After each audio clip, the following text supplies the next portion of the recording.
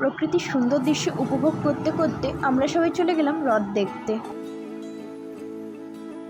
আমি, মা, দাদা আর বৌদি 4 জনে মিলে গেছিলাম আমরা রথ দেখতে। রথ দেখার আগে আমরা একটু চা খেতে যাই প্রত্যেক। তারপরে একটা ছোট্ট রথের সাথে দেখা হয়। তারপরে প্রকৃতির সৌন্দর্য দেখতে দেখতে আমরা রথের দিকে এগিয়ে যাই।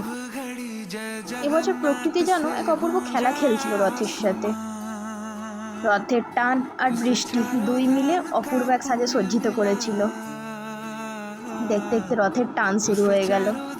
জাস্ট এদের মজাটা দেখেই মনটা সুন্দর হয়ে যাচ্ছে। সত্যি যেন রথ মানুষের এক ঐতিহ্যপূর্ণ কোনো ঐতিহাসিক ঘটনা সম্পর্কে আমাদের অবগত করে।